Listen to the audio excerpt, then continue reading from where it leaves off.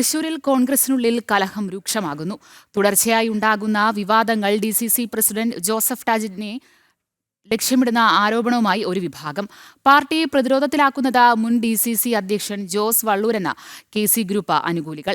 എന്നാൽ KC ഗ്രൂപ്പിന്റെ നീക്കങ്ങൾ അംഗീകരിക്കില്ലെന്ന് ജോസ് വള്ളൂർ അനുകൂലികൾ വ്യക്തമാക്കുന്നു. തൃശൂർ കോർപ്പറേഷൻ മേയർ തെരഞ്ഞെടുപ്പിന് പിന്നാലെ കൗൺസിലർ ലാലി ജെയിംസിന്റെ ആരോപണങ്ങൾ. തൊട്ടു പിന്നാലെ മറ്റത്തൂരിലെ കോൺഗ്രസ് അംഗങ്ങളുടെ കൂട്ടരാജി. സംഭവം വിവാദമായതോടെ മുൻ DCC ജനറൽ സെക്രട്ടറി TM ചന്ദ്രൻ നടത്തിയ വാർത്താ സമ്മേളനം.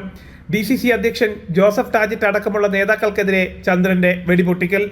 ഇങ്ങനെ ഒന്നിന് പിറകെ ഒന്നായി തൃശൂരിലെ കോൺഗ്രസ് നേതൃത്വത്തെ വരിഞ്ഞു മുറുക്കുകയാണ് ഗ്രൂപ്പ് പോര്.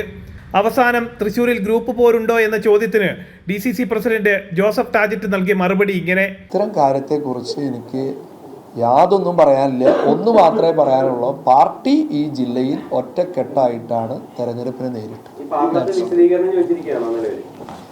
ചോദിച്ചു, അതിലവര് മനഃപൂർവ്വമല്ല എന്ന് പറഞ്ഞു. പക്ഷെ അതിനെക്കുറിച്ച് കൂടുതലായിട്ട് അന്വേഷിക്കണം. അതുകൊണ്ട് അന്വേഷണ വിധേയമായിട്ട് സസ്പെൻഡ് ചെയ്തു.